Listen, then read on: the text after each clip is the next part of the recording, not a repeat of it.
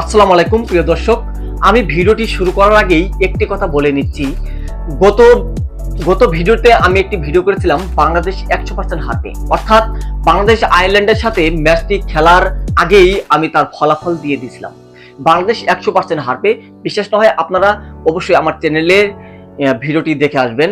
ভিডিওটি তেমন ভিউ বা রিচ আসেনি, তো আমি বলে দিয়েছিলাম বাংলাদেশ যে কারণে 100% ম্যাচটি হারবে। তো আজকে আমি সেই ভিডিওটি পরিপ্রেক্ষিতে আসছি, কারণ গত ম্যাচটিতে আয়ারল্যান্ডের সাথে বাংলাদেশ 39 রানের ব্যবধানে ম্যাচটি হারছে। তার কারণ কি? আমি গত ম্যাচে বলেছিলাম তার কারণ হবে মাহিদুল ইসলাম অঙ্কন। আসলে মাহিদুল ইসলাম অঙ্কন সেই ম্যাচটিতে অভিষেক হয়নি। গত ম্যাচটি হারার কিছু কারণ রয়েছে, আমি সেই কারণগুলো আপনাদের সামনে আস্তে আস্তে তুলে ধরবো। অবশ্যই ভিডিওটি ধৈর্য ধরে দেখতে থাকবেন। এই ম্যাচটি হারার প্রধান কারণ হচ্ছেন টপ অর্ডার ব্যাটসম্যানের ব্যর্থতা। টপ অর্ডার ব্যাটসম্যানে বাংলাদেশে কে কে খেলে থাকেন? বাংলাদেশে খেলে থাকেন তানজিদ হাসান তামিম, পারভেজ হোসেন ইমন, লিটন কুমার দাস, সাইফ হাসান।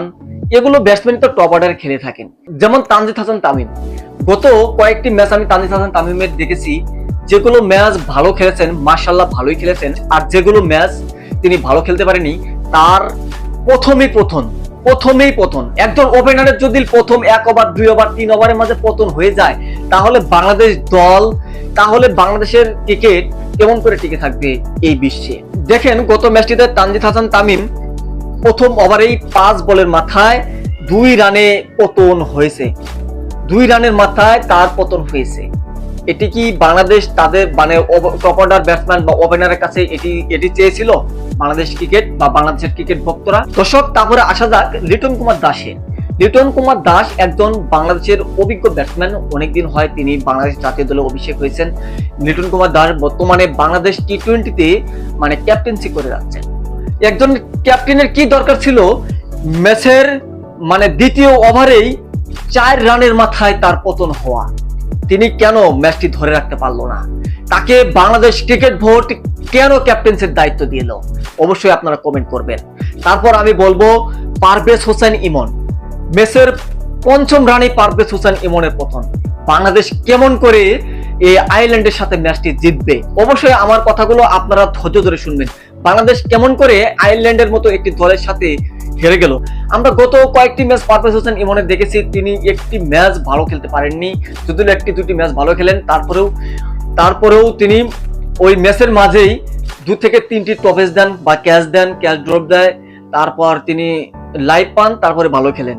এই পারভেজ হোসেন ইমনকে কেন তাকে দলে রাখা হলো? আসলেও যেমন সাইফ হাসানের কথা বলি, সাইফ হাসান একজন উদীয়মান ব্যাটসম্যান। একটা খেলোয়াড় প্রতিদিন বাংলাদেশের দলের জন্য ভালো খেলতে পারেন না, তার পরবর্তীতে আরেকটি খেলোয়াড়কে জ্বলে উঠতে হয়। সাইফ হাসান গত ম্যাচটিতে ভালো খেলতে পারেননি, তো তিনি উদীয়মান ব্যাটসম্যান, তার হাতে ভালো শট রয়েছেন, আমি তাকে দোষারোপ করব না। আমি এখন দোষারোপ করব জাকির আলী অনিক।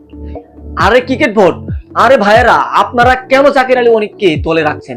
আমি গ্যারান্টি সহকারে বলবো জাকির আলী অনিক যতদিন বাংলাদেশ দলে রয়েছেন, বাংলাদেশ ক্রিকেটকে আপনারা কোনোদিন বিশ্বে জাগে তুলতে পারবেন না।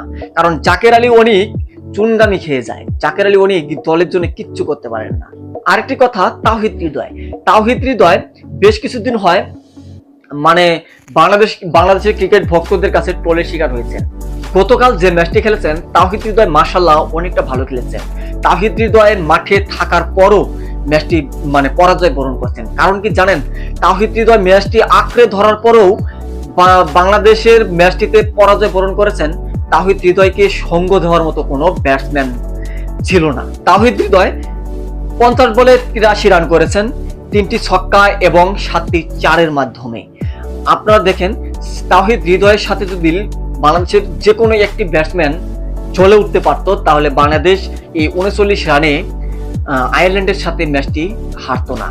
বন্ধুরা, অবশ্যই বাংলাদেশ দলকে নিয়ে আপনারা একটি করে কমেন্ট করে যাবেন।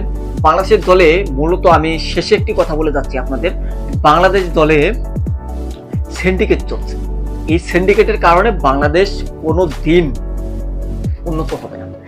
সামনে 2026 টি-20 বিশ্বকাপ, প্রথমেই ফেব্রুয়ারির 7 তারিখেই ওয়েস্ট ইন্ডিজের সাথে বাংলাদেশের খেলা। এরকম খেলা যদি আয়ারল্যান্ডের সাথে আপনারা খেলেন, তাহলে অবশ্যই কানাডার মতো দল, অবশ্যই ইতালির মতো দলের কাছে আপনারা হারবেন। তো বন্ধুরা, দেখা হচ্ছে নতুন কোনো ভিডিওতে। সে পর্যন্ত ভালো সুস্থ থাকবেন। ধন্যবাদ।